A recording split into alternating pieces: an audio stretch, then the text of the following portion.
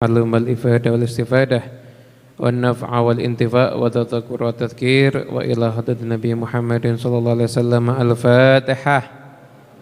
الله من الشيطان الرجيم. بسم الله الرحمن الرحيم. الحمد لله رب العالمين الرحمن الرحيم مالك يوم الدين إياك نعبد وإياك نستعين اهدنا الصراط المستقيم صراط الذين أنعمت عليهم غير المغضوب عليهم ولا الضالين آمين. Bismillahirrahmanirrahim. Alhamdulillahirabbil alamin. Allahumma shalli wa sallim ala sayyidina Muhammadin wa ala alihi wa sahbihi ajma'in.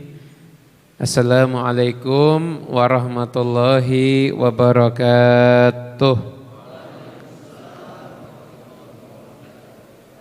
Alhamdulillah, Allah SWT memperjumpakan kita semuanya berkumpul bersama di tempat yang penuh dengan berkah ini.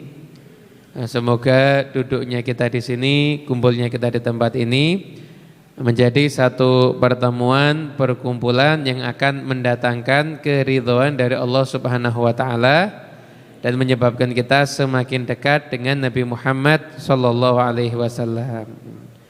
Hadirin yang dimuliakan Allah Subhanahu wa taala, teman-teman dimanapun Anda berada, baik yang menyaksikan ini lewat langsung ataupun lewat online, dan juga sekarang sudah bisa lewat Instagram juga insya Allah, dan dimanapun juga, alhamdulillah, karena masih bulan Maulid, maka temanya itu masih seputar kesempurnaan Rasulullah Sallallahu Alaihi Wasallam. Tema kita masih di situ.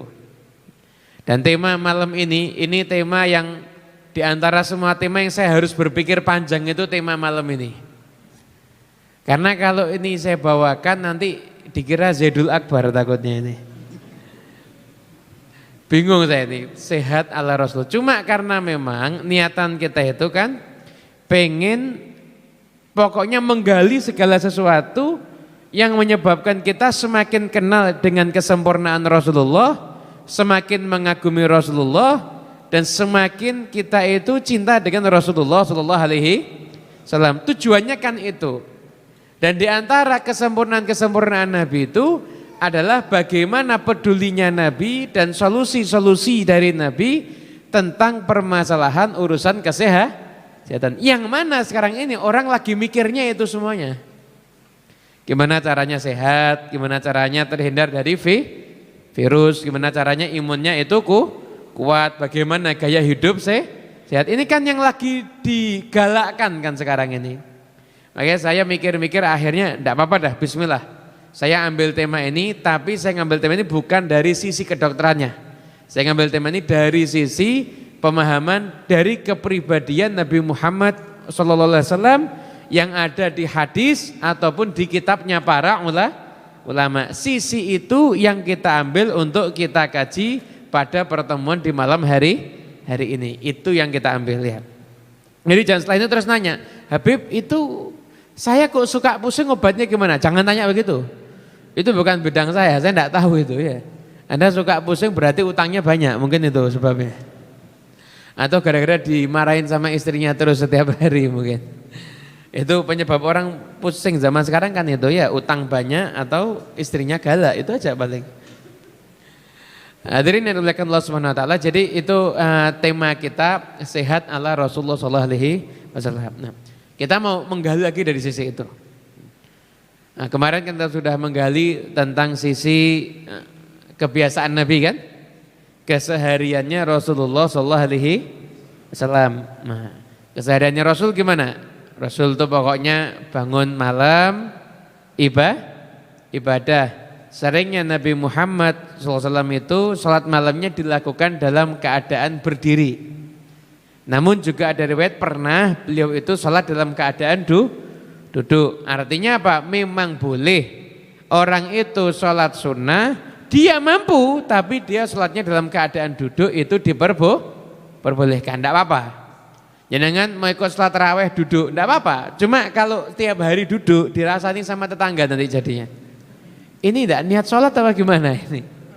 Itu boleh. Dan Nabi Muhammad pernah ada salat malamnya beliau lakukan dalam keadaan duduk. Tapi beliau istiqomah, salat malam itu selalu beliau lakukan.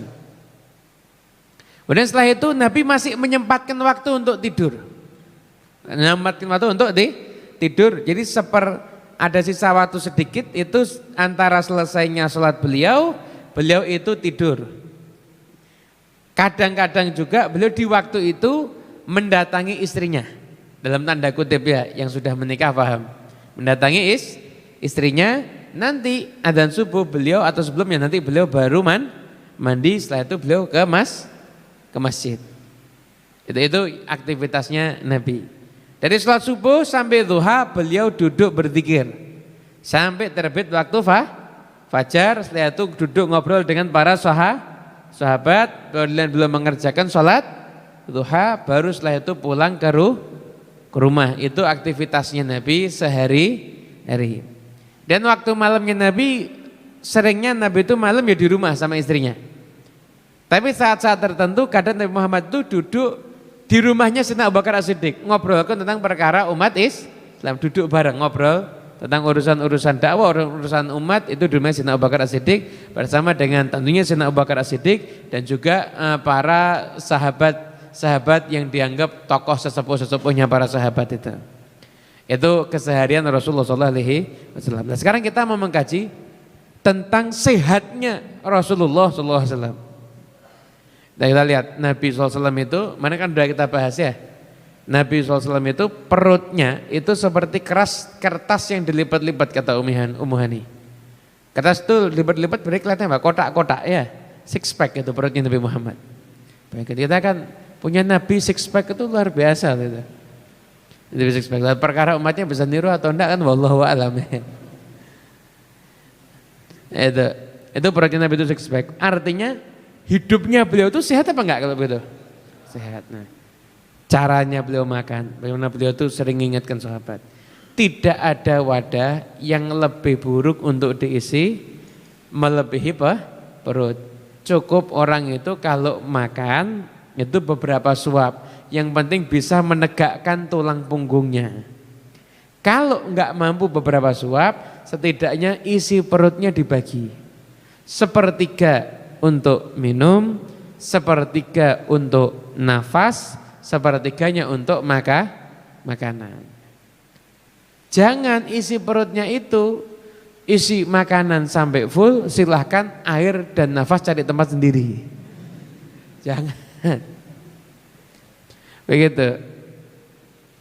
Itu kebiasaan Nabi. Bahkan diriwayatkan juga Rasulullah SAW itu beliau makannya itu ketika lapar dan berhenti makan sebelum kenyang. Sampai itu menjadi salah satu jargonnya para ulama sufi. Nahnu qaumun la na'kul hatta naju fa idza akalna la nashba. Kita ini sekelompok kaum tidak makan kecuali menunggulah lapar, dan apabila kita makan maka kita tidak makan sampai kenyang yang berlebihan.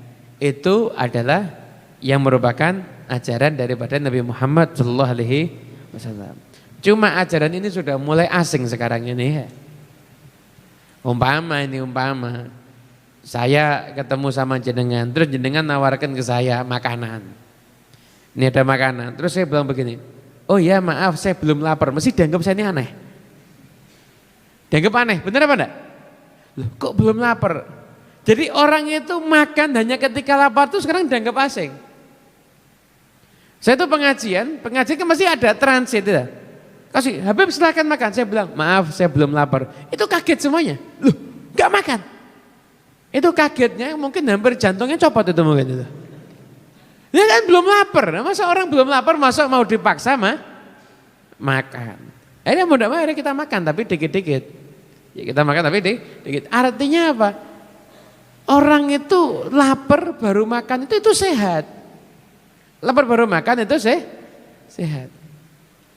Itu yang harus jadi prinsip kita. Jadi kalau bisa kita tuh ya makan itu ketika lapar, berhenti makan sebelum kenyang. Itu begitu. Bisa saja sudah bisa menunjukkan betapa sehatnya Rasulullah SAW.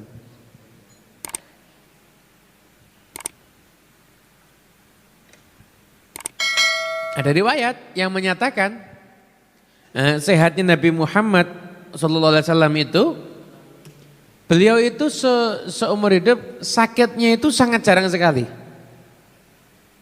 Bahkan sebagian saya ada menyatakan Nabi itu sakit ya 2 kali katanya. Ketika pertama kali mendapatkan wahyu dan ketika akan meninggal dunia. Lain sakit karena luka ya. Sakit karena fisik daya tahan tubuh itu terjadi sangat jarang sekali pada kehidupan Rasulullah SAW. Nah, sangat sering terjadi. Artinya memang benar beliau itu sehatnya luar biasa. Bahkan beliau itu punya kekuatan fisik yang melebihi kekuatan orang lain pada umumnya. Terlepas dari beliau itu seorang nabi. Nabi Muhammad itu bisa puasa wisol, puasa ngebleng, nyambung langsung. Kalau puasa hari Senin misalkan baru buka hari Rabu itu bisa. Loh jenengan jangan niru. Jenengan mau niru begitu, insya Allah masuk rumah sakit nanti. Itu sangat benar Nabi Muhammad SAW itu. Ada dalam sabda-sabda beliau itu ada ulama-ulama yang mengumpulkan sabda-sabda Nabi tentang berkaitan dengan permasalahan tibbun nabawi. Artinya pengobatan-pengobatan yang diajarkan oleh Rasulullah SAW. Sebagaimana yang akan kita bahas beberapa ini. Ya. Di antara makanan yang sering dikonsumsi sama Nabi atau yang Nabi anjurkan itu adalah madu. Itu adalah madu. Jadi madu itu punya manfaat yang luar biasa. Bahkan madu itu bukan hanya disebutkan di dalam hadis, namun juga disebutkan di dalam ayat suci Al-Quran. Bagaimana tentang khasiatnya madu itu. Nih, ada di surat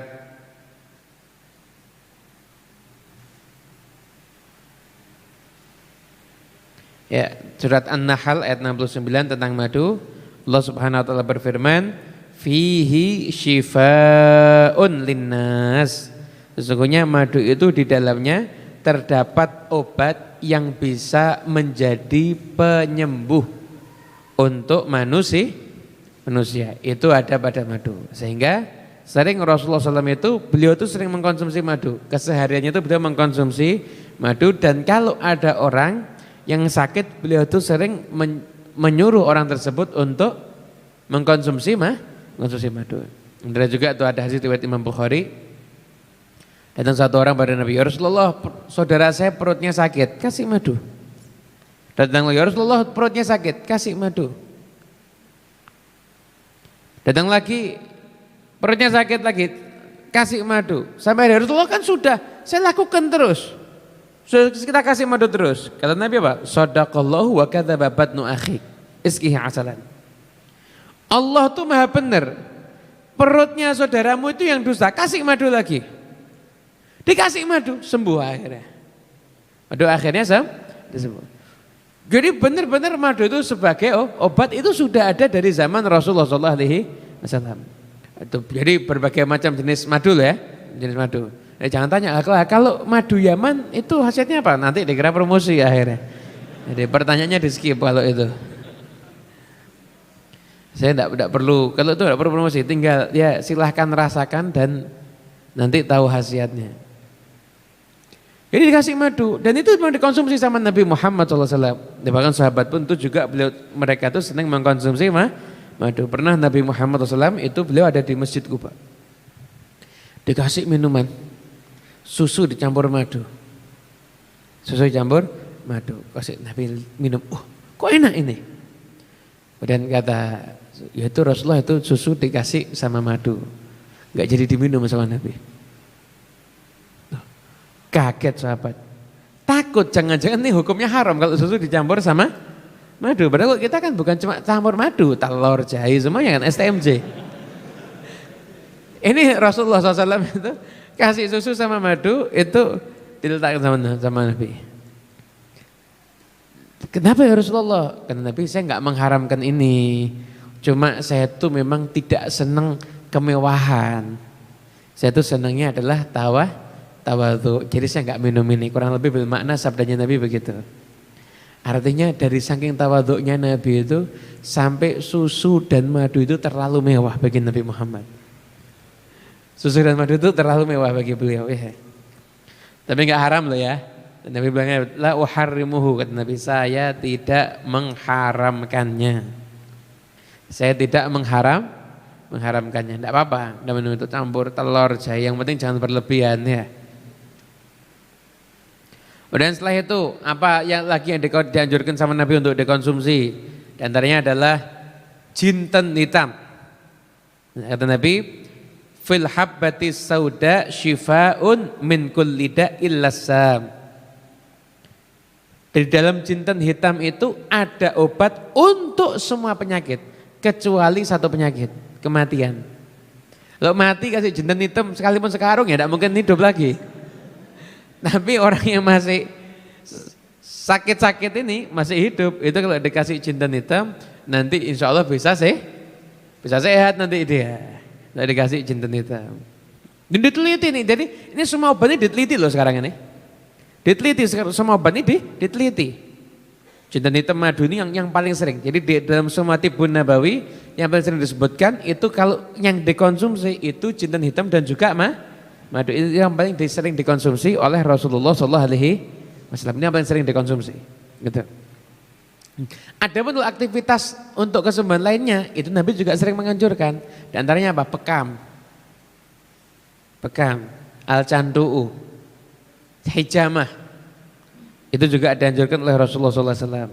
Bahkan ada hadis-hadis tertentu yang mengatur kapan waktu terbaik untuk bekam. Bayangkan coba. Itu aktivitas tentang pengobatan yang diajarkan sama Nabi.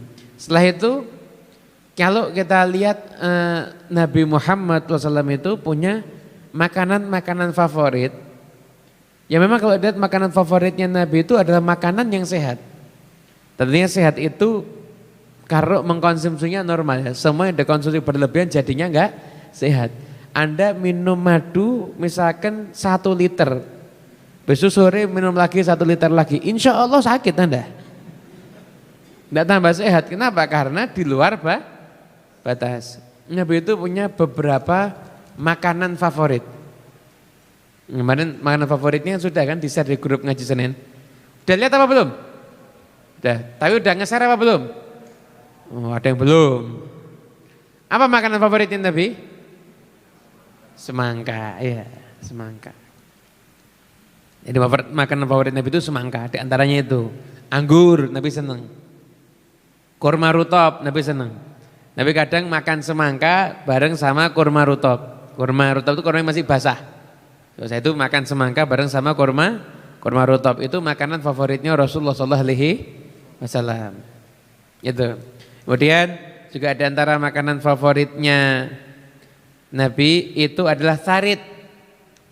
Sarit itu roti kuah isinya labu sama daging. Isinya labu sama daging. Saya itu dikasih roti yang diremukkan. Saya itu dimakan sama Rasulullah SAW. Ya, sekarang cari di Google aja resepnya ada itu. Resepnya ada. Dulu saya pernah ada salah satu murid saya, memang orangnya seneng bungso buat yang aneh-aneh ya, seneng kreatif orangnya. Itu masak sendiri tarit. Itu saya pertama kali ngincipi ya itu. Memang enaknya luar biasa. Ya daging soalnya ya. Soalnya daging memang enak. Daging itu jadi kenapa enak. Cuma makanya itu, jadi makanya tarit itu roti diremukkan gitu. Setelah itu nanti ada kuah, daging sama labu. Orang zaman sekarang kadang-kadang ditambahi kentang, potongan kentang. Jangan sampai ada yang WhatsApp tanya resepnya apa, enggak tahu saya. Resep silakan cari sendiri. Itu makanan favoritnya Rasulullah SAW. Kita ini perlu tahu begini-begini ini kenapa? Karena biar nanti kalau kita tuh makan semangka ingat sama Nabi. Nah, kalau kita misalkan disuguhi ada buah macam-macam yang kita makan apa dulu? Semangka apa? Ingat ini makanan favoritnya Rasulullah SAW. Ini makan semangkanya kita itu sudah bukan makan semangka karena ini merah, enggak. Karena kita ingat sama Nabi. Akhirnya kita makan ngucap bismillah, setelah itu sholawat, semangka masuk ke perut kita, nurnya Nabi Muhammad masuk ke dalam hati kita semuanya. Kenapa? Makannya ingat sama Rasulullah SAW. Jadi penting, jadi kita tuh tahu keseharian Nabi, favoritnya Nabi itu biar kita bisa niru, biar kita tuh bisa mengikatkan diri kita dengan Nabi Muhammad SAW. Jadi nyambung kita ini sama Nabi, ingat terus dengan Rasulullah SAW. Begitu. Nabi. Nah itu juga makanan favorit Nabi yang bernama tharid. Setelah itu Nabi Muhammad SAW juga punya makanan yang bisa mengobati psikologis seseorang. Nah, ini. Belum pernah dengar ini, kebanyakan belum pernah dengar ya. Makanan bisa mengobati psikologi seseorang. Itu ada itu. Diajarkan oleh Rasulullah SAW. Ini orang-orang yang belum pernah dengar bisa bingung. Jangan-jangan dikira ngarang ini. Enggak, ada beneran. Itu diriwayatkan dalam satu hadis. Ada ya.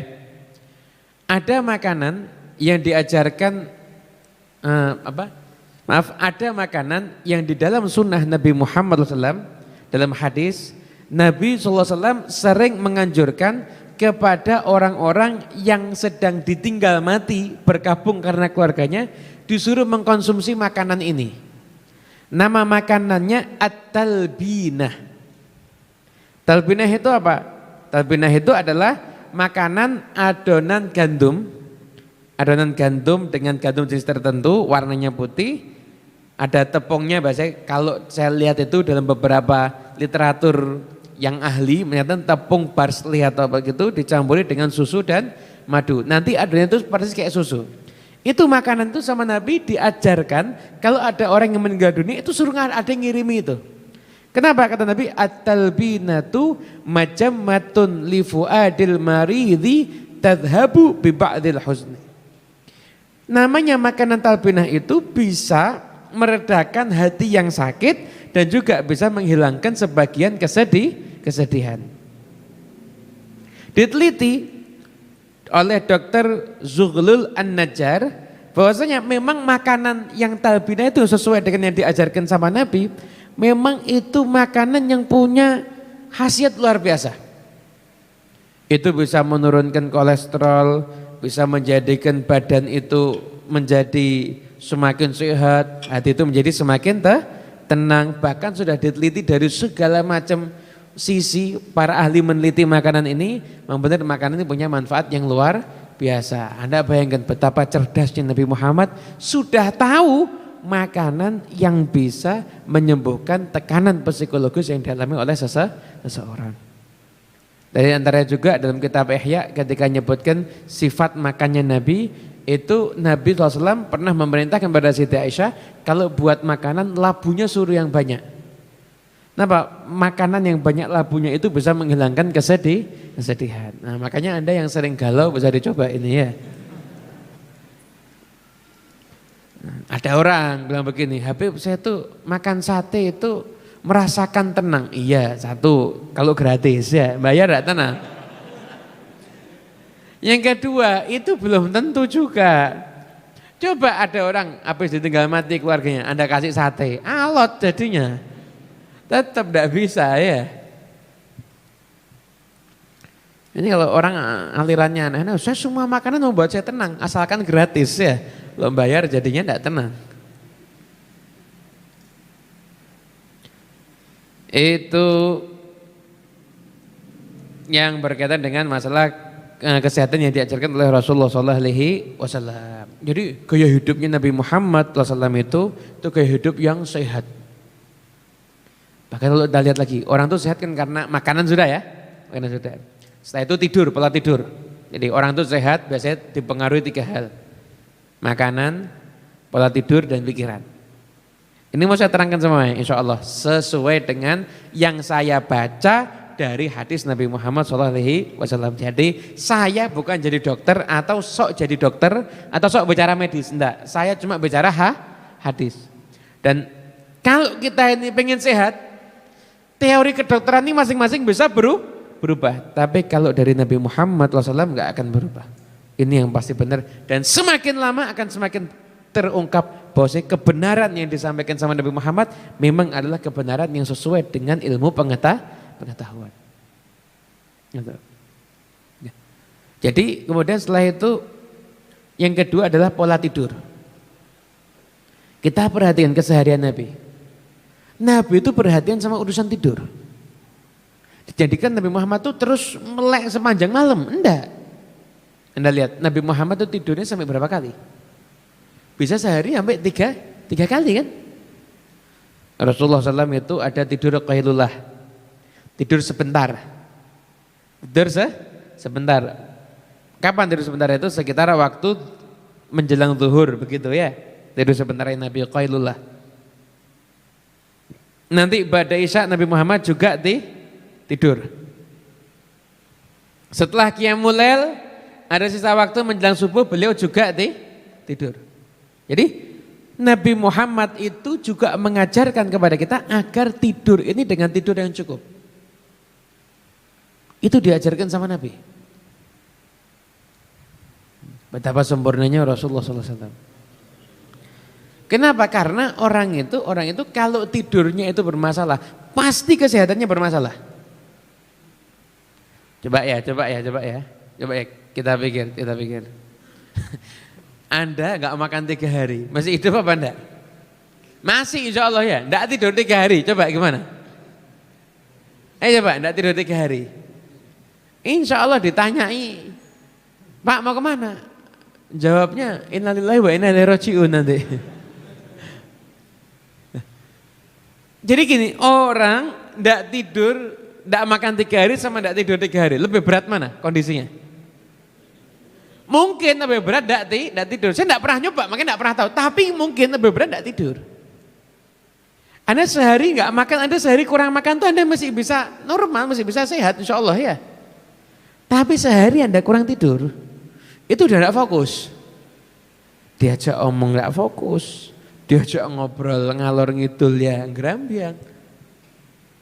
Bubar ya, fokusnya itu bubar. Kalau nggak tidur. Dan Nabi Muhammad SAW itu beliau itu tidurnya cukup. Nah, Nabi Muhammad kalau mau tidur gimana? Nih ajaran Nabi nih. Sayyidatina Aisyah meriwayatkan. Yang meriwayatkan tidurnya Nabi meriwayatkan Sayyidatina Aisyah. Istrinya berarti memang benar-benar tahu gimana tidurnya Rasulullah SAW. Rasulullah SAW itu kalau mau tidur, beliau membaca Qul huwallahu ahad, Qul a'udzu birabbil falaq, dan Qul a'udzu birabbin nas. Setelah itu, baca di tangannya begini, baca itu di telapak tangannya begini. Setelah itu, diusapkan ke wajahnya, kemudian satu diusapkan ke jasadnya. Itu yang dilakukan Nabi kalau mau tidur. Nah, ketika Nabi sakit, maka ketika itu Siti Aisyah yang baca bagian baca itu, lalu diusap ke badannya Rasulullah SAW. Itu ada sebagian ulama yang menyatakan itu punya faedah, bisa menghindarkan keburukan yang akan terjadi ketika nanti tidur. Itu kalau diamalkannya. Sunnah Nabi ini. Jadi jangan sampai dilupakan ya. Jangan sunnah Nabi itu terlupakan dalam kehidupan kita. Jadi apa? Sebelum tidur sudah ancang-ancang mau tidur begitu, baca doa pasti bismika Allahumma ahya wa bismika. Kemudian doa-doa yang lainnya. Ada melantu baca bismillahirrahmanirrahim itu 21 kali. Setelah itu baca doa. Setelah itu nanti kalau terakhir ucapannya itu doa. Terakhir ucapannya itu adalah doa. Jangan sampai mau tidur malah WhatsAppan sampai ketiduran. Ternyata WhatsAppnya isinya ngobrolin orang. Akhirnya mengakhiri sadarnya itu dengan ghibah. Na'udzubillah min itu ajarannya Nabi Muhammad SAW. Rasulullah SAW itu pola makan sehat, pola tidur juga ajaran pola pikir. Ada orang makan bagus, tidur bagus, tapi pikirannya terus mikirnya aneh-aneh. Sehat apa enggak? Stres. Loh, pikiran itu membebani kita loh. Jadi pikiran itu nggak ngefek ke badan, pikiran itu ngefek ke badan. Saya kasih contoh ya, saya kasih contoh. Pernah belajar renang? Pernah. Renang itu kan ada bagian namanya apa? Bahasa Jawanya itu enggak. Bahasa Indonesianya enggak itu apa? Apa? Oh, apa bahasa Indonesia? Apa?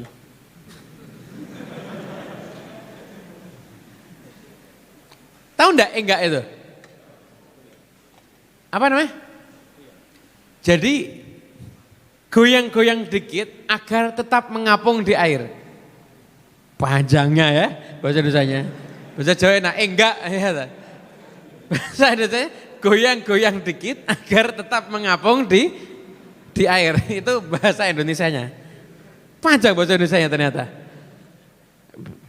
Bahasa Arabnya, jangan tanya bahasa Arabnya. Saya enggak tahu, bener enggak tahu ini bahasa Arabnya apa. Jadi enggak itu kan goyang-goyang dikit agar tetap mengapung di air. Itu namanya enggak. Lah orang itu kalau lagi belajar renang, lagi belajar enggak, belajar mengapung di air gitu, tiba-tiba kepikiran, itu bahasanya terus tenggelam ya. Benar apa enggak? Tenggelam kan? Artinya apa? Pikiran itu membebani tubuh kita. Paham? Artinya apa? Berarti kalau gitu sempurnakan hidup. Jangan kebanyakan mikir. Karena bagaimanapun juga hidup kita tuh ya hari ini bukan besok. Besok itu belum tentu datang.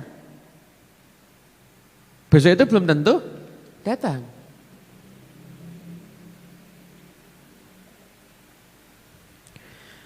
Lu pernah ada satu orang datang ke kita, waktu itu minta doa. Tak doa kenapa? Tak doa biar rumahnya tidak disita sama bank. Loh, lah kenapa kok rumahnya mau disita? Ya soalnya utang belum bayar katanya begitu. Loh, utang tidak bayar ya? Ada konsekuensinya. Mosok saya suruh doain orang utang nggak bayar kan enggak? Menyalahi sunnatullah nanti orang utang ya yang bayar. Akhirnya nanti repot, orang nanti mau masang cap gigi ya bisa minta doa sama kita juga akhirnya. Bib doakan biar berkah.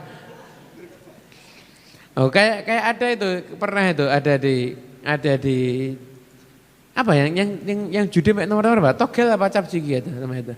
Pokoknya itu ya, judi pakai nomor-nomor itu loh. Pakai apa namanya? Enggak ada yang model tradisional kok. Ada yang model tradisional kan. Apa ya namanya lupa? Apa namanya? Yes, pokoknya itu ya. Enggak tahu enggak apa-apa lebih bagus. Ini jadian orang soleh semua enggak ada yang tahu. Mana ada yang pasang nomor itu loh, iya. Itu datang. Ini kisah nyata ini, kisah nyata. Saya waktu itu dengar cerita dari salah seorang sesepuhnya Habib di Probolinggo, namanya Habib Abdurrahman Ba'ali. Abdurrahman Ba'ali itu cerita. Cerita sama saya. Ada saya kalau sekarang kalau ceramah, kalau menyebutkan ayat tidak mau tak sebutkan angkanya. Nanya, lah kenapa Habib? Ini ada orang kurang ajar. Dia bilang, Habib Masya Allah kemana Habib nyebutin angka ayat, saya tembakkan Habib tembus. Saya tembakkan Habib tembus. Habibnya bingung loh, nyebutkan nama ayat tapi ya kok dipakai buat begini. Habis itu Habibnya nggak bilang jangan, kamu jangan begitu, awas kamu gitu. Kamu kalau sampai kayak gitu lagi saya enggak ridho loh ya. Kamu bisa saya tapuk pakai sandal nanti. Tanya sandalnya nomor berapa Habib? Kisah nyata ini. Sandalnya nomor berapa Habib? Jadi saya kok sampai bahas itu akhirnya. Artinya, mana tadi kok saya akhirnya bahas nomor itu dari mana tadi? Apa? Oh ya utang, jadi utang. Menyempurnakan hidup, sederhanakan hidup. Dan nanti kalau rumah disita kan dia ngontrak. Ada yang minta Tuhan, nanti takutnya dia ngontrak begitu. Ngontrak itu kalau orang mikirnya dia seminggu lagi mati, ngontrak itu enteng. Kalau dia mikirnya hidupnya masih lama, ngontrak itu berat. Lah kan tidak ada jaminan bakal hidup lebih lama, jadi ya santai aja. Ya pokoknya jalani hidup lah. Waktu hidup kita ini yang ada di hadapan kita saat ini. Besok itu kita nggak bisa mengendalikan loh. Benar apa enggak? Besok itu bisa nggak kita kendalikan? Hah? Bisa enggak? Nggak bisa. Besok itu tidak bisa kita kan kendalikan. Nah ini berkaitan dengan itu ada akhir surat Hud itu. Akhir surat Hud itu, Masya Allah itu. Ya. Ini repotnya kalau udah hafal Quran tuh ya begini nih. Jadi harus lihat HP itu dulu mau nyebutkan ayat. Jadi saya mau nanya coba, masa depan kita ini gaib apa enggak sih? Gaib. Berarti tahu enggak kita? Besok jam segini pas kita lagi ngapain? Tahu enggak? Anda mau nyetel belum tentu bisa. Saya mau nyetel besok jam 8 lebih 35 menit lebih 53 detik saya sedang minum kopi. Belum tentu. Tiba-tiba kopinya belum jadi, misalkan. Kan bisa. Jadi kita ini tidak tahu apa yang akan terjadi besok, tidak tahu kita. Berarti apa? Besok masa depan kita ini adalah gaib. Allah berfirman apa? Dalam ayat suci Al-Quran surat Hud ayat yang terakhir.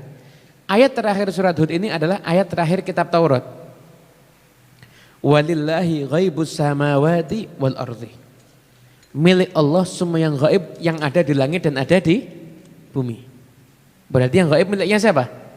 Allah. Wa ilaihi yurja'ul amru kulluh.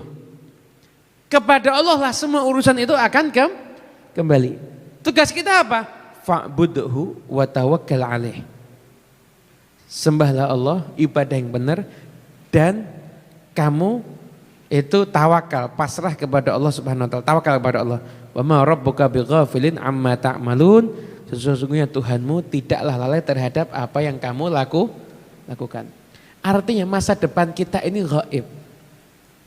Tugas kita apa? Hari ini adalah kita ibadah dan kita pasrah kepada Allah Subhanahu wa taala. Pasrah itu bukan berarti tidak usaha. Pasrah adalah usaha jasadnya, hatinya pasrah kepada Allah Subhanahu, namanya tawakal gitu ya. Kita ibadah tawakal. Itu yang jadi tugas kita. Di besok kita tuh gimana nasib anak kita, gimana nasib cucu kita, gimana nasib anaknya cucu kita, gimana nasib cucu-cucunya kita. Itu urusannya Allah, itu gaib. Tapi kalau kita ibadah, tawakal, maka yang gaib ini yang dipegang sama Allah, itu akan jadi sesuatu yang baik untuk kita semuanya. Artinya apa? Pikiran kita disederhanakan, gak usah mikir yang berat, gak usah mikir besok gimana dan lain sebagainya. Kita hidup di hari ini, besok kita rencanakan, silahkan merencanakan yang baik. Tadbir itu merencanakan, memprogram itu boleh. Tapi menjadikan hari esok itu sebagai beban pikiran itu jangan. Berarti tidak boleh mikir besok ya. Besok anak yang bayar SPP gimana? Enggak tahu, pokoknya pikiran besok, ya usah begitu. Yang ngawur juga itu.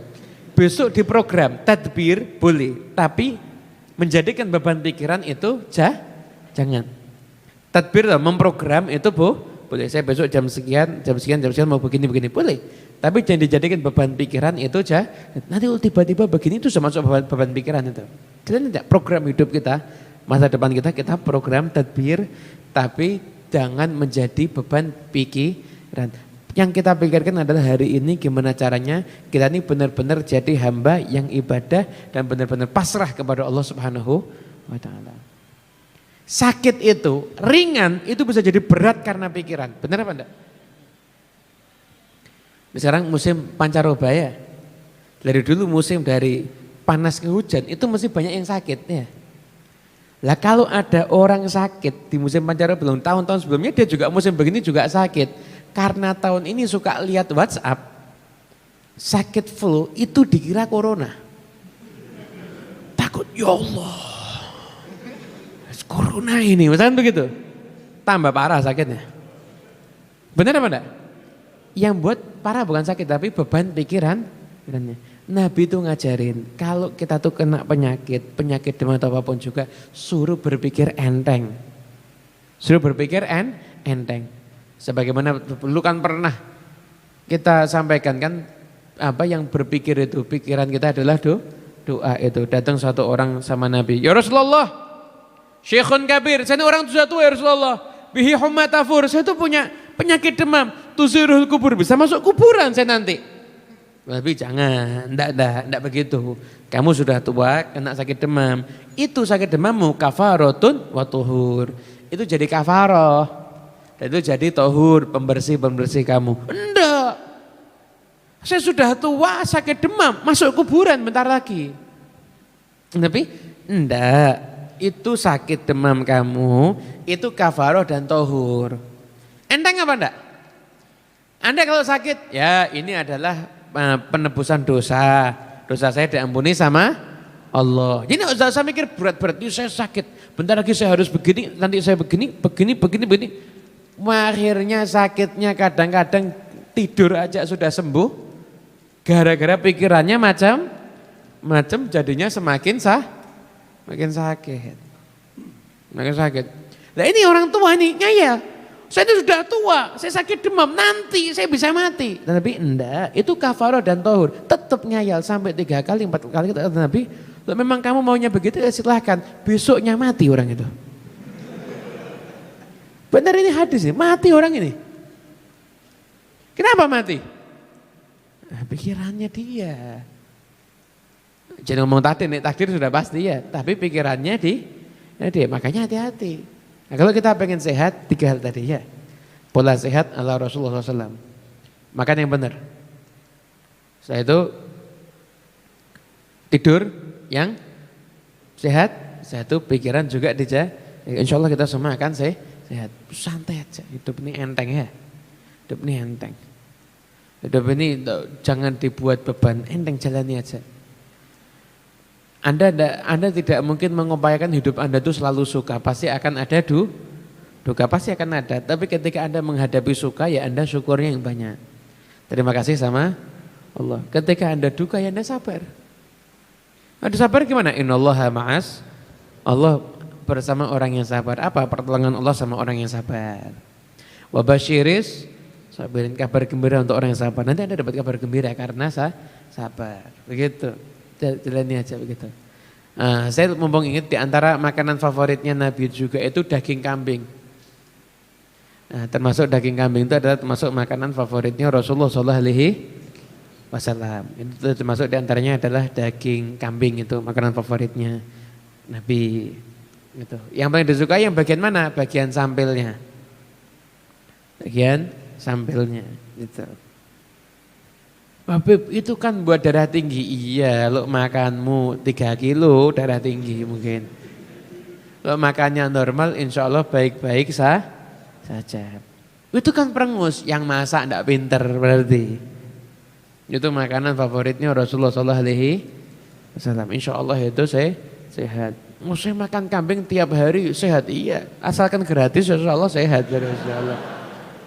Orang yang datang hall itu makan nasi kebuli, daging kambing itu sehat semuanya, gratis soalnya ya. Apalagi ada barokahnya hall. Insya Allah itu untuk pertanyaan seperti biasa ya, ke WhatsApp ke admin Ngaji Senin. WhatsApp ke admin Ngaji Senin ya. 0822 itu ada 94 kali 3833. Sekarang kita dengarkan qasidah dari Ustaz Nabil. Betul.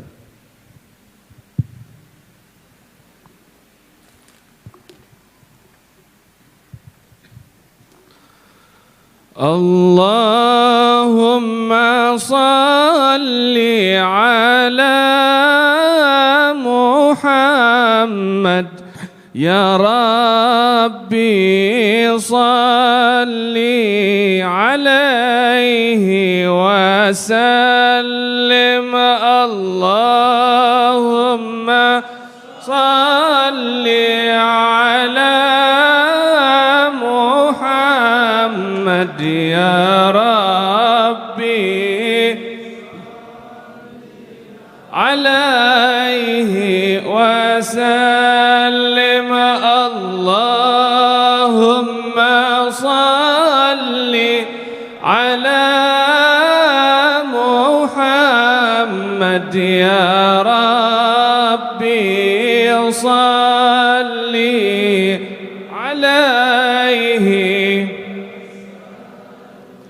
إن قيل زرتم بما رجعتم يا أكرم الخلق ما نقول قولوا راجعنا بكل خير واجتمع الفرع والأصول اللهم على محمد يا ربي صل عليه وسلم اللهم على محمد يا ربي صل عليه لولاك يا زينة الوجود ما طاب عيشي ولا وجودي ولا ترنمت في صلاتي ولا ركوعي ولا سجودي اللهم على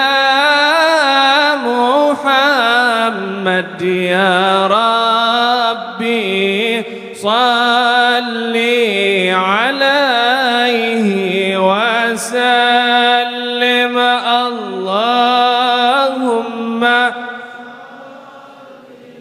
على محمد يا ربي صل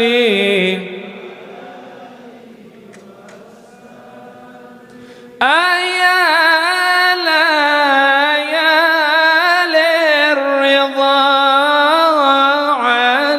علينا عودي لي يحضر منك عودي عودي علينا بكل خير بالمصطفى طيب الجدود اللهم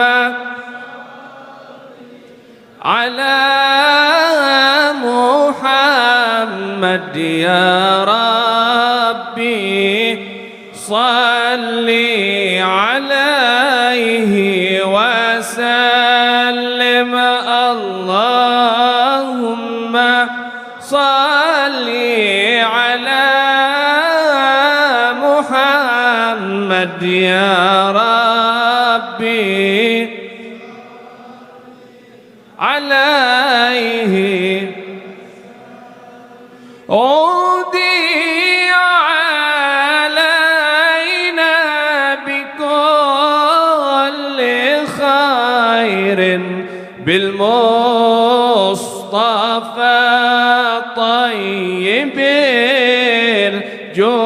الجدود ثم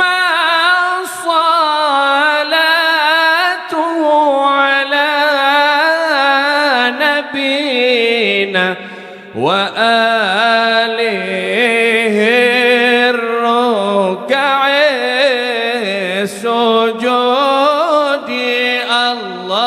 اللهم على محمد يا ربي صل عليه وسلم الله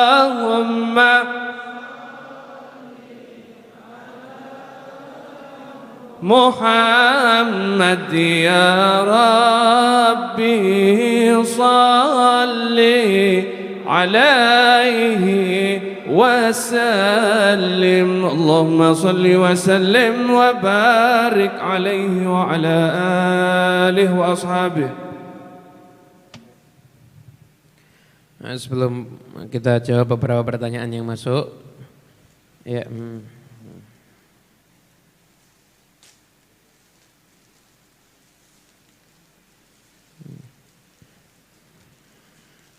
Oke. Yap. Ini tidak semua pertanyaan bisa kita jawab ya tentunya ya. Dari yang masuk banyak sekali pertanyaannya. Sebelum kita menjawab pertanyaan yang masuk, ada satu keterangan yang bagus dari kitab Zadul Ma'ad. Zadul Ma'ad ini kitab karya Ibn Qayyim yang merupakan juga salah satu kitab yang digemari oleh Habib Abdullah bin Alawi Al-Haddad. Dikatakan beliau setiap akan tidur membaca kitab ini. Dalam kitab ini itu ada, kitab Zadul Ma'ad itu ada bab berkaitan dengan Tibbun Nabawi, pengobatan ala Nabi Muhammad SAW. Kalau kita sekarang lihat di toko-toko buku, ada buku Tibbun Nabawi, pengobatan ala Rasul, itu rata-rata terjemahan dari kitab bagian Tibbun Nabawi karya Ibn Qayyim Al-Jauziyah. Nah, di sini ada pembahasan yang bagus, ada pembahasan yang bagus tentang pengobatan dari penyakit. Nah, sebenarnya tidak ada penyakit yang tidak ada obatnya, pasti ada obatnya. Hanya saja ada yang tahu, ada yang tidak tahu. Itu sudah disampaikan dalam hadis Nabi Muhammad SAW. Di sini dikatakan, wa hahuna minal adwiyah allati tashfi minal amradhi ma lam yahtad ilaiha uqulu akabiril atibba. Dan di sana ada obat-obat yang bisa menyembuhkan penyakit yang mana tidak pernah sampai ke obat ini akalnya dokter-dokter yang hebat, walam tasil ilaiha ulumuhum wa tajarubuhum, dan tidak pernah ilmu mereka atau pengalaman mereka tidak pernah sampai ke sana. Apa itu? Yang saya maksud adalah, kata beliau, adalah obat-obat rohani atau obat-obat hati. Seperti apa? I'timaduhu 'ala Allah. Orang yang punya keyakinan kuat kepada Allah. Wa tawakkulu 'alaih, tawakal kepada Allah. Wal inkisar baina yadayhi, merasa hatinya hancur di hadapan Allah, ngemis kepada Allah. Wa tadzallul bih, menghinakan diri di hadapan Allah. Was shadaqah, sedekah. Wa doa, wa taubah, tobat. Wal istighfar, wal ihsan ilal khalqi, dan berbuat baik kepada makhluk. Wa ighathatul malhuf, dan menolong orang yang kesusahan. Wa tafrij anil makrub, menyembuhkan atau memberikan solusi untuk penderitaan seseorang.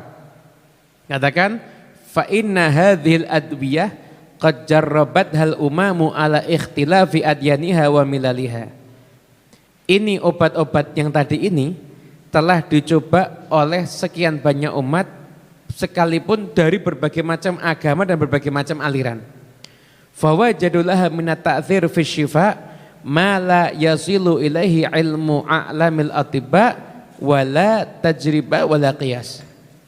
Yang mana ternyata menghasilkan kesembuhan yang tidak pernah dibayangkan oleh para dokter ataupun pengalaman mereka ataupun pola pikir mereka. Waqad jarabna nahnu wa ghairuna min hadza umuran katsiratan. Dan beliau sendiri menyatakan, dan saya sudah mencoba banyak berkali-kali. Wa ra'ainaha taf'alu ma la taf'alul adwiyah al-hissiyah. Dan saya menyaksikan itu obat-obat hati ini tadi berfungsi melebihi fungsinya obat-obat yang nyata. Obat-obat yang nyata. Dan ini semuanya adalah termasuk hikmah ilahiyah. Hikmah ilahiyah.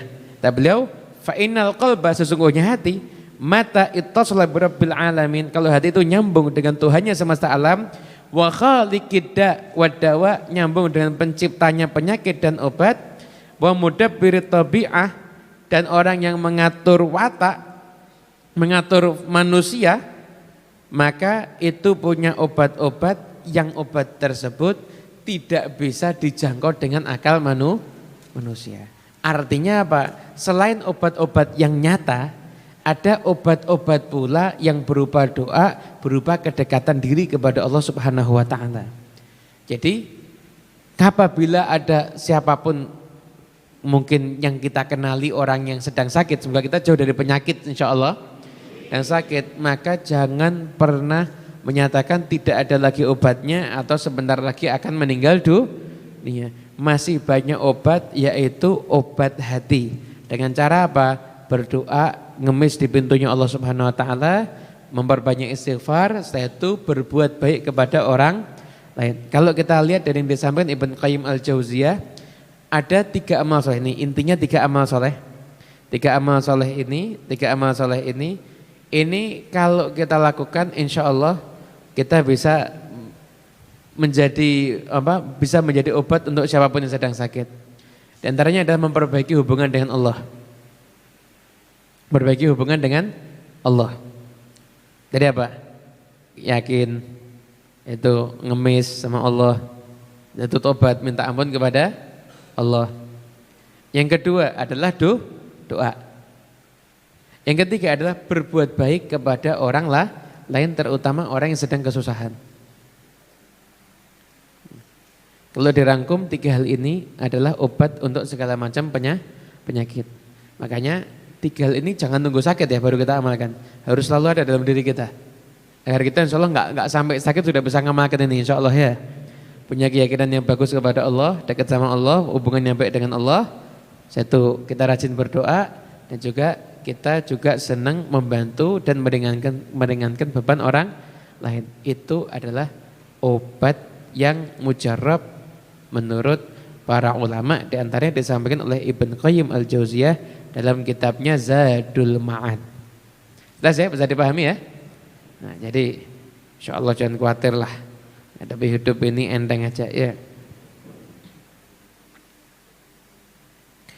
Pertanyaan.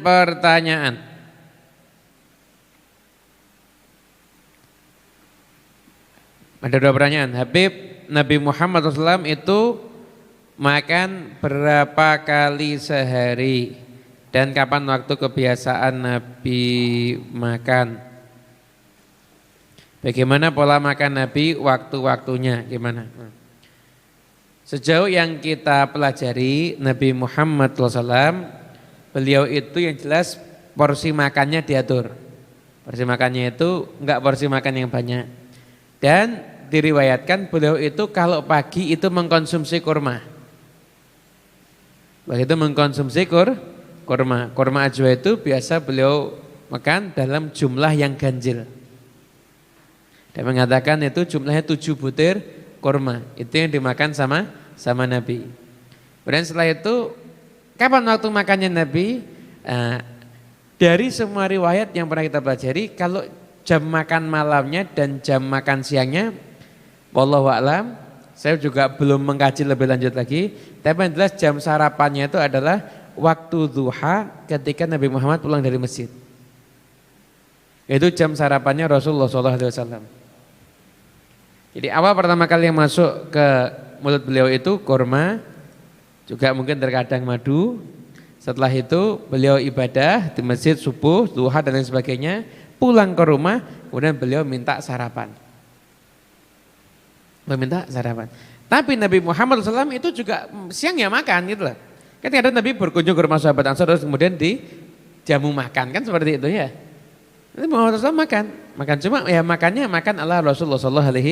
Tentunya makan yang tidak berlebihan. Itu kurang lebih tentang pertanyaan jam makannya Nabi Muhammad SAW. Assalamualaikum warahmatullahi wabarakatuh. Izin bertanya, apakah dengan bersikat gigi tapi diniati bersiwak sudah cukup menggugurkan sunnah bersiwak? Atau harus pakai kayu siwak? Terima kasih. Siwak itu mendapatkan kesunahannya itu kalau dengan segala sesuatu benda yang kasar. Itu sudah dapat sunnahnya sih siwak. Dengan sikat gigi gimana? Dapat. Makanya kalau Anda sikatan diniatin itu juga siwakan. Cuma memang kalau pakai kayu arok itu ada khasiat tersendiri ya. Kalau siwak itu punya khasiat tersendiri. Tapi dengan sikatan kita sudah mendapatkan pahala sunnah. Saya itu dengan dengan kain, dengan tisu itu juga sudah mendapatkan pahala sunnah. Kalau kita bersiwak dengan kain atau dengan tisu. Bisa dipahami ya? Dengan jari gimana? Dengan jarinya sendiri tidak disunahkan, tapi kalau pakai jarinya orang lain sunnah. Nah, ini ilmu fikihnya begitu, tapi jangan dipraktekkan ya. Akhirnya saya pinjam jari kamu buat siwakan, jangan. Bahaya nanti ya. Ini yang ngajari Habib Muhammad lagi yang kena ini. Ini bisa UITE nanti itu ya. Jadi tidak boleh itu ya. Kalau jarinya sendiri itu tidak. Tapi pakai jari orang lain juga janganlah, orangnya juga pasti jijik ya. Gak pernah sikatan 1 bulan pakai jarinya orang minjem siwakan. Ya, bener aja. Kemudian cara tidur Nabi. Tidurnya Nabi Muhammad SAW itu pertama menggelapkan ruangan, itu termasuk sunnah Nabi. Anda kalau tidur matikan lampu kan? Itu sunnah. Nah berarti sudah apa sunnah Bib? Setiap hari matikan lampu. Niat apa Anda? Kalau karena kebiasaan ya tidak dapat. Kayak mulai nanti malam niatkan kalau matikan lampu itu sunnah Nabi. Menggelapkan ruangan ketika tidur itu hukumnya sunnah. Setelah itu Nabi Muhammad tidurnya itu posisi miring. Sayap kanan ini yang di bawah kemudian menghadap kiblat. Itu posisi tidur Nabi. Kenapa kok enggak sayap kiri yang di bawah? Karena terlalu dekat dengan jantung itu kalau diteliti secara kedokteran ada menyatakan bisa mengganggu aliran peredaran darah. Lah ditaruh itu sebelah kanan ini paru-paru ya. Paru-paru itu katanya bisa buka lebih plong, nafasnya itu lebih enak dan orang itu akan lebih sehat kalau tidur dengan bagian sayap kanan ini yang ada di bawah. Begitu cara tidurnya Rasulullah SAW. Paling nggak senang Nabi Muhammad SAW itu orang tidur tengkurap. Nah, itu tidurnya setan. Ya.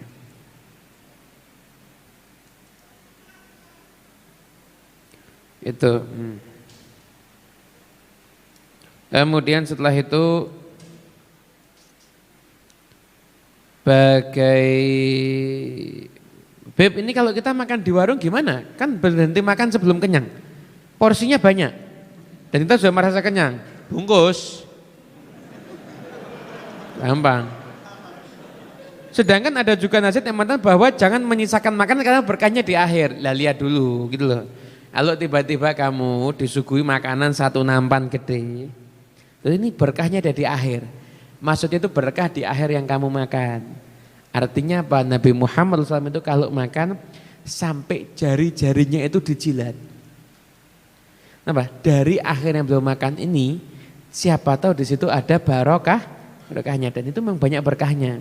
Dan subhanallah ketika diteliti, orang yang setelah makan menggunakan tangan, itu dia jilat tangannya, maka enzim yang ada di tangan itu memudahkan agar makanan itu lebih mudah dicerna.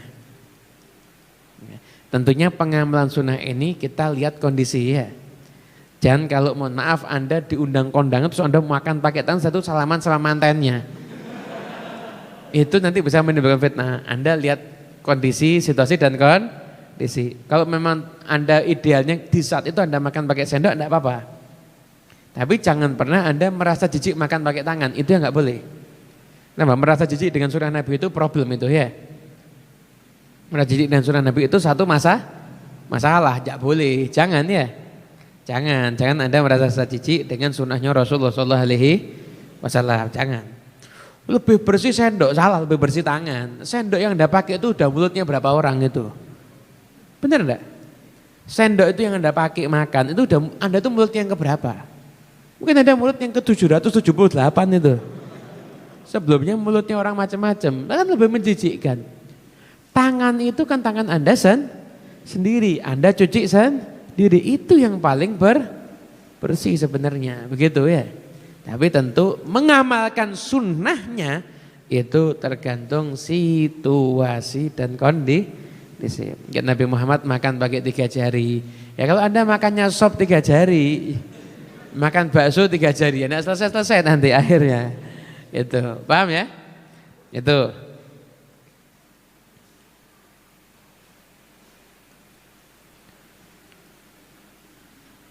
Ustaz boleh minta tolong dijelaskan kelebihan madu Yaman. Wah, enggak enak ini. Tapi sudah ada pertanyaannya. Jadi madu Yaman itu jadi singkat aja. Jadi madu Yaman itu madu yang berasal dari lebah-lebah yang ada di Yaman. Lebahnya itu hidupnya itu secara khusus. Bahkan sebagian lebah itu hanya lebah liar yang tiap hari itu hanya mengkonsumsi dari sidir. Sidir itu daun bidara. Nah, sidir itu kan termasuk, daun bidara itu kan termasuk obat. Bahkan ada disebutkan di dalam Al-Quran daun bidara itu. Nah, Anda bayangkan jadi lebah itu sudah mengeluarkan madu, madunya itu bercampur dengan daun bidara. Karena itulah akhirnya madu Yaman itu jadi madu yang berkualitas tinggi. Karena lebahnya mengkonsumsi daun bidara. Itu juga ada madu Yaman yang kualitasnya biasa juga ada, tergantung levelnya. Nah, kalau yang mau levelnya tuh daun bidara memang harganya lebih tinggi sedikit dibandingkan madu-madu yang lainnya. Itu mungkin kelebihan madu Yaman. Kalau ayatnya tentang bidara nanti gampang. Jadi kan banyak itu, fi sidrin mahdud. Kata sidir itu kan disebutkan itu termasuk tanaman surga. Pertanyaan terakhir. Assalamualaikum Mbak Bib, saya dari Matis Ar-Raudhah. Mau tanya tentang bagaimana cara menyikapi orang yang ketika Nabi Muhammad SAW dihina tapi bersikap seolah bijak dengan mengatakan bahwa nggak perlu tersinggung, Rasulullah itu pemaaf, mari kita lapang dada memaafkan. Nah, masalah apa penghinaan yang terjadi dengan Nabi Muhammad SAW? Kita sebagai mukmin tentunya kita berkeyakinan bahwasanya tidak bisa Nabi Muhammad SAW itu dihinakan, itu tidak bisa. Nabi Muhammad itu tidak akan terhina. Yang ada hanya mulutnya orang-orang yang penghina, yang ingin menghina Rasulullah SAW. Ya, orang-orang yang nggak senang dengan Islam dan dia akhirnya menghina Nabi Muhammad SAW. Sikap kita gimana? Orang yang cinta sama Nabi pasti tersinggung. Dan cinta sama Nabi itu pasti tersakiti hatinya. Nah, cuma sikap kita dalam mengekspresikan sakit hati tentunya harus sikap yang sesuai dengan koridor syariat. Itu. Jadi jangan siap sesuai dengan koridor syariat. Silahkan kita bela Rasulullah SAW dengan cara kita masing-masing. Ada yang saya mau membela Nabi dengan lebih mengajarkan sunnahnya dan lebih menceritakan Nabi boleh. Bahkan kalau Nabi nggak dihina pun ya kita juga harus melakukan itu juga sebenarnya ya. Ada yang mau memboikot silahkan. Karena Syekh Said Ramadan Al-Buti yang halusnya seperti itu, beliau juga pernah menyerukan boikot kepada negara yang di situ menghina Nabi Muhammad SAW. Silahkan, ada yang mau menghadapi dengan sikap yang tegas tapi masih dalam koridor syariat, silahkan. Artinya jangan sampai sesama pembela Nabi saling menyalahkan cara pembelaannya. Yang jelas kita enggak bisa memaksa Anda untuk tersinggung. Rasulullah itu pemaaf, Anda tidak tersinggung Nabi dihina, ya memang Anda nggak cinta mungkin. Jadi kita nggak usah maksa. Tapi kita ini para pecinta, kita pasti tersinggung dan terluka hati kita ketika melihat Nabi Muhammad SAW itu dihina. Dan kita yakin tidak ada kemuliaan bagi orang yang menghina Nabi, itu nggak ada. Sejarah membuktikan siapapun penghina Nabi Allah akan hancurkan. Persia dulu merobek-robek suratnya Nabi, gimana Allah lakukan sama Persia? Allah menyatakan, Nabi Muhammad menyatakan apa? Semoga Allah merobek-robek kerajaannya. Hasilnya raja yang merobek suratnya Nabi dirobek perutnya sama anaknya sendiri. Hukum Allah di alam ini pasti akan berlaku. Tapi sikap kita adalah bela Nabi Muhammad SAW dengan cara yang diajarkan oleh para ulama. Dan jangan saling menyalahkan orang yang membela Nabi tidak sama dengan caranya kita. Itu poinnya. Iya. Dan sekarang ini selalu ada satu kelompok yang berusaha meredupkan cahayanya Nabi Muhammad, kita harus bangkit bersama dengan jutaan kelompok yang lain untuk menunjukkan betapa terangnya cahayanya Rasulullah SAW.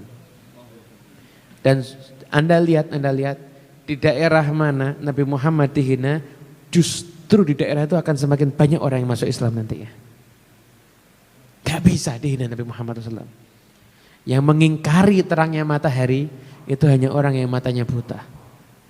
Yang mengingkari kebaikan Nabi, kesempurnaan Nabi, kemuliaan Nabi itu hanya orang-orang yang hatinya buta, gak bisa diingkari. Semakin Nabi dihina kita akan semakin cinta dengan Rasulullah SAW. Silahkan kita membela Nabi dengan cara kita masing-masing. Anda mau memboikot silahkan. Punya toko, saya nggak mau di toko saya ada barang dari negara ini. Silahkan, tidak ada masalah. Boleh Anda lakukan itu, boleh. Syekh Ramadan Al-Buti juga mengajarkan seperti itu. Saya mau mengenalkan sunnah Nabi dengan lebih semangat lagi, silahkan. Silahkan bela Nabi dengan cara Anda masing-masing dan kita tidak akan saling menyalahkan cara kita membela Nabi Muhammad SAW.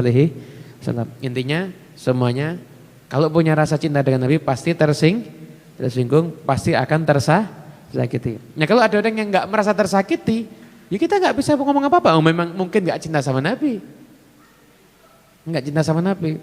Kadang ada orang kalau ibunya dihina tersakiti, Nabi Muhammad dihina nggak tersakiti juga ada yang model begitu. Nah, kan aneh itu. Nah, mungkin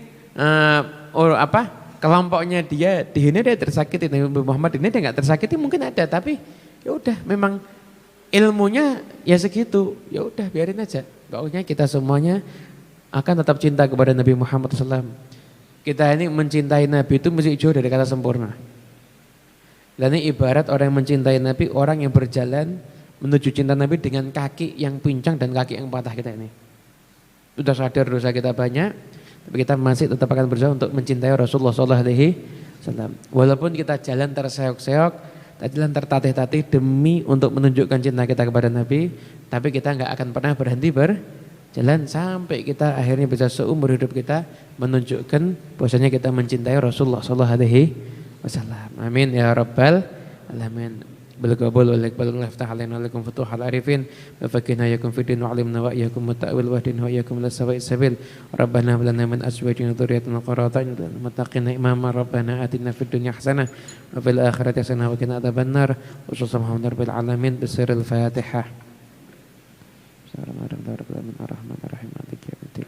Iyyaka na'budu wa iyyaka nasta'in ihdinas siratal mustaqim siratal ladzina an'amta 'alaihim ghairil maghdubi 'alaihim waladdallin. Amin.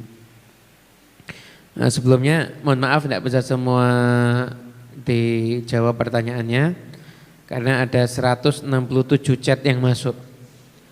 Jadi tidak mungkin terbaca semuanya, mohon maaf. Kita doakan untuk hadiah Fatihah untuk Habib Yahya bin Abu Bakar Barakbah, ayahnya Ustadz Muhammad Barakbah yang barusan meninggal dunia tadi siang, dan untuk siapapun juga di antara keluarga kita yang sedang sakit, semoga Allah Subhanahu wa taala angkat semua penyakitnya, khususnya paman kami Habib Hasan bin Anis Al-Habsyi, Habib Ahmad bin Anis Al-Habsyi, semoga Allah Subhanahu wa taala angkat semua penyakitnya, Allah berikan kesehatan yang sempurna zahiran wa batinan. Juga siapapun yang sedang sakit Allah berikan kesembuhan, terutama nenek kami dan adik ipar kami juga yang bisa hadir juga dalam keadaan sakit, semoga Allah angkat semua penyakitnya insyaallah.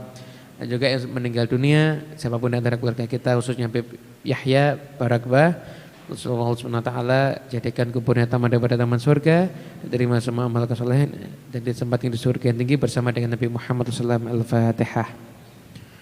Bismillahirrahmanirrahim. Maliki yaumiddin. Iyyaka na'budu wa iyyaka nasta'in ihdinas siratal mustaqim siratal ladzina an'amta 'alaihim ghairil maghdubi 'alaihim waladdallin. Amin. Allahumma salli wa sallim ala sayyidina Muhammadin miftahi babi rahmatillah. Salatan wa salaman daimaini bidawami mulkillah ala alihi wa sahbihi fi ta'atika farahi wa sururi fi mardatika jami'a umuri. Allahumma ya alim bihalati ala sarairi wa niyati حاجاتي واغفر ذنوبي وسيئاتي وتجاوز عن خطيئاتي وزلاتي وتقبل جميع حسناتي وسامحني فيما مضى وما يأتي واكتبني في ديوان ساداتي واسلك بي سبيل نجاتي في حياتي ومماتي. اللهم إني طامع في عطاك راغب في رضاك مستسلم لقضاك فاكتبني من أولياء واسلك بي سبيل هداك وألحقني بأصفياك. وصلى الله على سيدنا محمد وعلى آله وصحبه وسلم والحمد لله رب العالمين. Terima kasih atas kehadirannya. Insya Allah kita jumpa lagi di Senin yang akan datang. Dalam keadaan semoga semuanya sehat, walafiat, zahiran wa batinan insya Allah.